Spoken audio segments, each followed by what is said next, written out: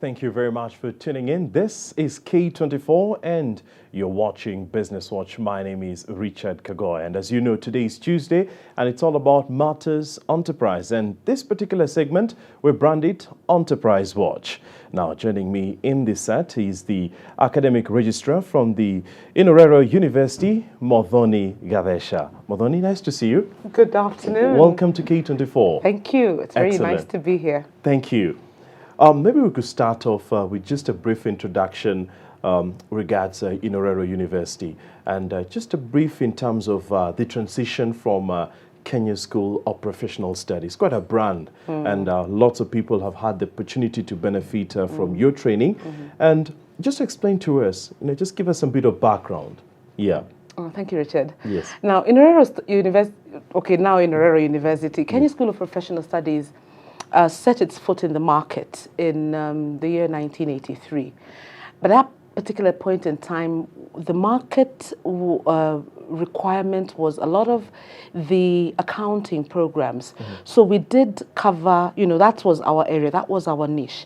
We did a lot of accounting programs, examined by CASNEB and so on.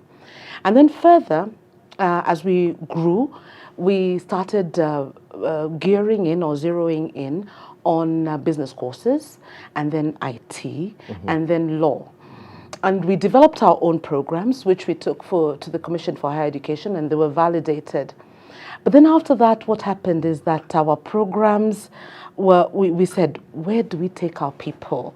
We have students who have dynamic, diplomas in IT, diplomas in office management, diplomas in business. So what happens?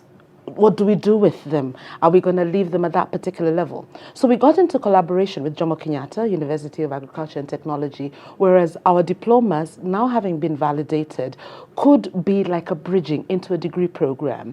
So that a student who had a diploma in IT could join a degree in the second year, complete his degree, and then move on to the next level. And of course, it's like we were feeding another university. And we were at the level where, why don't we go on our own? A gruesome process that we went through, really, really tough, that we now developed our own programs. And then we got the letter to operate as a university in 2009. A very exciting time for Inoorero. So that was the transition from Kenya School of Professional Studies into Inoorero University. But then what we needed to do is to set, because universities were mushrooming all over the place. So what therefore would be our niche? What would make us different from everything else that was out there in the market? And so we said, we looked at the market needs, because that was very, very important. And we still do that constantly, trying to find out what does the industry require. We have great ties in industry, just to find out what industry requires. And so Inoorero felt that we should just not be another university churning out graduates in IT, churning out graduates in business and law and so on. Why don't we become the enterprise university, where enterprise or entrepreneurship is our niche, is our core. And in order to achieve this, we leverage on innovation, leverage on technology to ensure that the graduate we create is not a graduate who's going to go out and look for a job, but a graduate that's going to be self-sufficient and as an individual who can, change, make a major change in society. So that is what our niche is, developing an entrepreneur, as somebody who can, start a business, sustain a business, and a business that will, in one way or another, benefit the society. And just generally, I mean, the reaction that you'd get from a Kenyan consumer, and I presume this is just maybe a question that's lingering in the minds of people who are watching this discussion and quite really interested in enhancing themselves as far as acquiring skills in, enterprise development. Cost implications to this, Muthoni. Okay, what happens, like the cost of the programs? Amazingly enough, I would say we have, for the value that we're going to give you, it is worth it. what has also happened, or what we have done as a university, is that now when we moved, or we transited from Kenya School of Professional Studies to a university, we did not drop our diploma programs. Still on? They're still on. Okay. We have certificate programs, diploma programs, and degree programs. Now, the reason why we do this is that if you look at our KCSE results, we have the students who are going to go directly into, campus with their C+ and above. But now, because there's so many out there, you find that not all of them can be absorbed. Hence, of course, the private universities coming up and helping, the government in, taking care of all these, people who are coming out, churning out of the secondary schools. But then additionally, we have people who've got a grade C. Now, this is not, excuse my terminology, a dodo. This is an individual who perhaps may not, have that capacity to get to that level, but they have their values. Our education system should be to, geared towards identifying gifting, identifying talent, identifying innovation. Because, it's not always the A child who is a genius. You'll find that the average student is one who usually, excels. If given a chance, properly mentored, yeah. Yes, that is for a fact. So a good number of our students who start at diploma level with, a grade C or a C-, and they're able to progress into a diploma, from a diploma into a degree, and then further from there. So our diploma programs have that. We place a lot of emphasis on our diploma programs and making them, market-oriented. Every 2 years, we review, we go to the industry, because in all our programs, we have what we call an industrial attachment component, so that you have a whole 8 to 14 weeks when a student goes out, and the skills that they have learned, they go out and practice. So that's a requirement, right? Yes, that is a requirement. That is a requirement for graduation. You have to have passed. Another program that we have encouraged or introduced, especially in our degrees, is what we're calling community service. Now, you may say community service, and lots of us look at community service in going and painting. So nothing like what people went through in Gilgil? No. Okay. Oh, no. No, not that. Oh, yes, and I read that in some book somewhere. Okay. No, this is not it. What happens is that we feel that in addition to adding value to this individual, we feel that the individual can also add value to their community. How do they do this? Community service in many areas is, many people think of it in this way, that you identify a children's home, you go and take food. And now, okay, so what are they going to eat tomorrow? Our community service is such that you identify a challenge that a particular organization or a particular group is facing. Maybe the church. You find your church is not able to maintain their finances. You're somebody who has majored in finance. So you go and sit with them, teach them how to maintain finances. So you leave an impact there. So they will say, we are able to maintain our finances because so-and-so took us through this. As something like an IT program, develop an IT program, develop a software, go and tell guys, this is how you can make your accounts. This is something they will use for life, so that you impact on society, change society. And of course, in that way, this individual is exercising not only their innovation, but their entrepreneurship. I'd just like to point out, maybe you could help me with this, another differentiator maybe for the university, because now when we're talking about positioning yourself as an enterprise university, getting people acquire the right skill sets, but also with experience to that. Because what I've realized, and this is one of the reports, I can't be able to quite remember what it was all about entirely, and I can't mention the title of the report. They talked about, and this now focus on engineering. They talked about, students going through a normal engineering course, graduating, but when it comes to the job market, they're not relevant, because the kind of curricula that is being used, it is way back in time. So looking at the needs which currently required in the job markets, so we're not relevant. So I'm just trying to imagine what the university is doing to ensure that you address this concern, because everyone else is going for an MBA in this town. I mean, public university churning out 2,000 of them. Everyone in the evening nowadays. It's not longer, you know, a Bachelor of Arts degree. Yeah, exactly. It's becoming a requirement. So what are you doing to ensure that whatever they're doing is practical and relevant for the job market? Okay. Yeah. Thank you very much for that. That is something that we place a lot of importance in this aspect. Our programs are reviewed every 2 years. We ensure that our programs are reviewed. And this usually happens. What happens is that when our students, remember I told you, our students go out for industrial attachment. Most cases, they go out for a trimester, a whole trimester. That's, as I said, 8 to 12 weeks. They go out to industry and we get feedback from industry. Where were they not performing? What are your needs? What do you think we can value add to this program? What are the challenges you're facing there, so that we integrate or we introduce those particular, gaps that have been identified into our program, and therefore, so when the individual leaves, they become extremely relevant in the job that they're going to do. We also have in every component, every area of study, whether it's law, whether it's business, IT. That's where we're heading. Everything, we're getting into a paperless community where everything is sent, online. I was amused this morning when I think it was on BBC. I don't know which country it is, or one of the Eastern countries, where they were saying they were going to have one whole day no internet, because people had developed a lot of dependence to internet.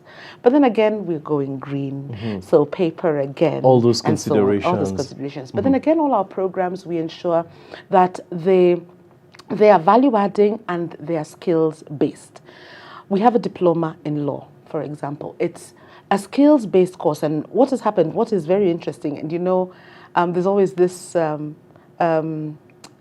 issue of having lawyers walking in with lots and huge files. We want to get to a point where a lawyer will walk into with his tablet. With the yeah, certainly. And so even in our diploma, we've introduced what we call legal case management, where IT skills, legal studies, how to file legal cases, the kind of language that you would use, the kind of software. It's a whole software that is integrated in the program, and we found it extremely relevant when our students go out there in the market.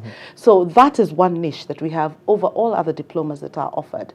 Our IT courses, diplomas and degrees, we ensure that we're always up to scratch with the different programs that are out there in the market, so that, we don't churn out people who are doing, programs which were there 4 or 5 years ago. We're always up to scratch with what is going on. And that makes the individual extremely marketable. We have, as my job as a registrar, I deal with, industrial attachment, and I get 4 or 5 mails a day from industry. Send me 5 people who can do this. Send me management trainees. Send me 5 people. So I have, in fact, some people who are permanently. Every trimester, I send a batch of 5 students. Every trimester, a batch of 5 students. And a good many time, most of them end up being, permanent employees there, because we do churn out a good lot of students. Interesting. If you allow me to say so myself. Yes. Okay. I'm just trying to think about this.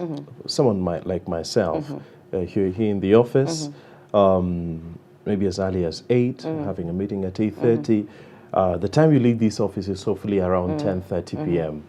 I'm thinking I would need to upgrade. I'd need to get some bit of learning. It's very important constantly, especially when you're considering about career development.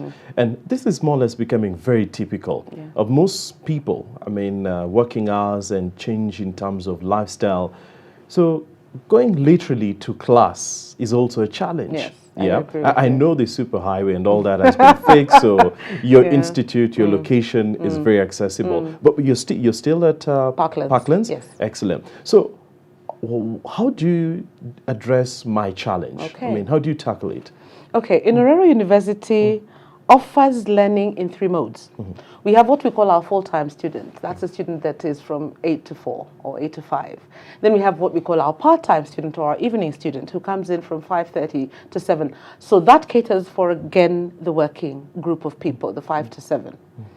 Then we have your type of people who work maybe late into the night, you travel a lot, in the course of your work. So how do we cater? We have now what we call distance and electronic learning.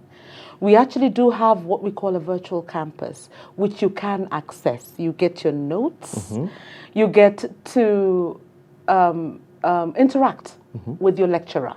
So distance and electronic learning is another niche that we have as a university. Remember, I did say one of our basic pillars is technology. So this is something that we're working on, which has really, really gained popularity. We have students here in Kenya. We have students in the diaspora. You'd be surprised. You would wonder, really? Somebody in Austria, why would you want to study in Kenya? But we do have students in Austria. We have students in the Sudan. We have students in West Africa. Students who are learning via distance. And when it comes to exams, we have an arrangement with the embassy where we are able to send the exams under high security, confidential cover, and they sit the exams and they return to us. So that would be the way to go: electronic and distance learning, because our virtual campus gives you your notes, it gives you your tutorials. You are also able to interact with your lecturer. From time to time, if you have difficulties, you can chat with them. You can they can give you assignments. Your areas of difficulties can be addressed. So that is beginning to gain popularity. So Richard, join us. So for the guys who are not tech savvy, say for instance, someone who's not very well acquainted to matters ICT, I'd like to pursue maybe an MBA somewhere in Mandera or possibly, let's just talk about satellite towns, maybe around Nairobi. I'm in Machakos, I'm in Nyeri, I'm in Kajiado. I don't have to really necessarily. Do you have sort of like satellite campuses? Okay, that is something that we're working on. We are going to have learning centers. So that of course, if we're making the study convenient in terms of your location, then again we should be able to, even because right now presently our students still have to come from around the country, come into campus to do their examinations. But we are exploring the possibility of taking the examinations to them. We have learning centers. We're thinking of Nyeri. We're thinking of Embu, areas that we have seen students. So that again, we have a large population of students. Because of course, naturally, it is business. We also have to make business sense as a university. But again, taking it out to them is something that we are giving serious thought. And there are 2 or 3 centers that we have identified. Now, these centers, because as much as possible, remember, distance and electronic learning is flexible. It's also at your convenience. It's also according to how much money you have at a particular time. So whereas a degree maybe takes like 4 years, this you have a maximum of 8 years to complete your degree, depending on your job commitments, your family commitments, your constraints, your comprehension of certain units. You can take 1 unit this trimester, 5 units the next trimester. As long as you, what we have encouraged is the students are advised, and you look at their capacities, their abilities, and it also is much, much cheaper because you don't have the face-to-face. So it's much more cheaper, it's more convenient, and it's flexible. So that would work. So credit transfers, if I was in a particular tertiary institution, I would want now to be based at Inoorero, I'd want to pursue my courses. How does that go about? Okay, credit transfers and exemptions are issues that we give a lot of value. But we have certain institutions and that we recognize. Of course, most of them have to have been recognized by Commission for Higher Education and the Ministry of Education, Science and Technology. So credit transfers is something that we give depending on the institution. We have a whole policy that deals with them. So that, again, you may come with a diploma from a particular institution, you're exempted from 2 or 3 trimesters, depending on how we value or how we gauge that particular program with our own program. And some cases, because lots of students come in to join our degrees with diplomas from other institutions, they still have to do what we call our core units, because our core units give the student that graduate a whole difference. What I told you about the community service, the entrepreneurship, the IT skills, that we give them. I know this is fast changing, because university education previously was offered by public institutions. Over time, can we say maybe the sector has been liberalized, and are we seeing these benefits now that the space has been opening up? But say maybe I have a guardian who's facilitating me, and these people who still hold a perception that institutes that are coming up, private institutions, cannot really match up to what public universities are offering in terms of quality. How do you address such a concern? Whoa, yeah, that could be there, because there always has been this concept that the public universities would give the best. But I feel we stand on the same platform as them, in view of the fact that our programs have been go through reviewers. All the programs, all our degree programs, all our diploma programs go through reviewers who look at the content and see and weigh, is this content relevant? Is the depth of the content relevant for that particular level? And the whole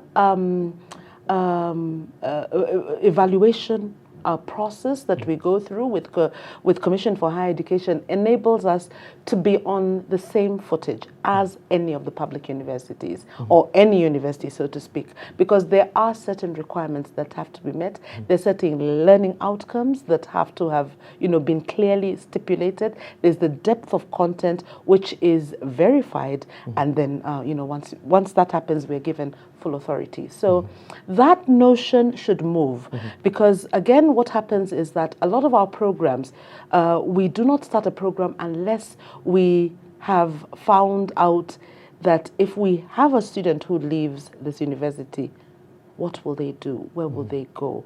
How will they fit in?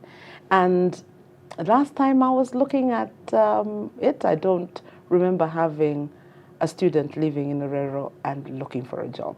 And that's a fact. So you really endeavor to be job creators? Is that what you're saying? That is our niche. We would like, as we're saying, we are the enterprise university. So we want our students, and in our program, or in our programs, our degree programs, we are working on incubating the students, so that, remember that time of university, when I was in the university, that's a time when you have all the ideas, all the energy, and we feel that we should get these ideas that the students have, nurture them, incubate them just the same way we incubate an egg, hold them strong, so that when we release them out into the industry, these individuals, they're out to conquer the world, literally. So that would be our niche. That's what we're really, really working on, so that our programs enable our students or our graduates to be job creators when they go there. They are entrepreneurs. They start their businesses. And this has started because we even have what we call, on a yearly basis, the VC's Innovation Forum, where the VC calls out, this is our theme this year, develop a business. And in most cases, after that, these guys get into business. It's like almost telling them, come back to school and finish your program, because they are making money out there. We have, mobile applications that our students are developing. And from time to time, we hold mobile boot camps on campus, where all this innovative, use of your phone, we have something we call M-Shule, where somebody can, you can literally learn from your mobile phone. Okay. So my concern is also producing a whole-rounded personality, because from what I hear, it's all about books, but also their social skills, basic life skills that a person needs to acquire, to be competitive in the job market. So are you addressing this as well? Yes, that is really, remember when we're talking about innovation, we're creating this individual who doesn't just sit and chop or read Yes. just to pass exams. Our programs are very practical based, very skill based, so that we have individuals who are hands-on. One real good example is our IT programs. So that our IT programs, we have students, we introduce all, it's value adding in the sense that we have Cisco networking introduced into the program and various other applications so that the students have practical skills. They're not people who are told, oh, this is what a computer looks like. They sit and, literally work on the computers. And we do have an amazing computer lab. We have over 300 computers which are up to scratch. We have a lot of wireless. We have a laptop policy in our institution. We are still struggling on that, but we're trying to encourage all our students to have laptops. That is where we're heading, being an IT, university, a technology-based university, so that students, you'd find students on campus, with their laptops there, because there's wireless all over campus. So that's what we're encouraging. But then again, we also have our fun nights. We make sure that our students are innovative. But you see, again, everything that we do on campus, we ensure it's not that they're going to come and say we have paid Hakietu Malietu. They have to we encourage them to show innovation even as they carry out the activities. So if it's a bake sale or if it's a street bash that they're going to have, how much money can they make for themselves? If it's a trip that they're going to go to Nakuru, so what is the value of it? We're going to have fun, but are we going to make money?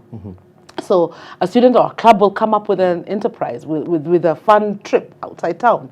They will make money for their club, something like that. So may have fun, but again, be realistic. Think of it as not fun for fun's sake, but fun and fun with benefits. Okay. Yes. Wow, Muthoni, it's just we've run out of time, but thank you very much for stepping in and giving us some bit of insights into what Inoorero University is doing, and of course, its role in enterprise development. Thank you very much for your time. Thank you. I really had a great time. Thank you very much. Good afternoon. Just been talking to the academic registrar that's from Inoorero University, Muthoni Gathecha. She's just been, sharing with us a bit, from the background, KSPS now progressing to fully fledged university, and what they're doing and how different are they and why you should be part of Inoorero University. Thank you very much for joining us on this particular edition of Business Watch. It's been Enterprise Watch. My name is Richard Kagoy. Recently by, we'll be in studio in just a matter of minutes to bring you up to date with stories making headlines here at home, business, as well as in matters sport. Thank you very much. Stay on the channel.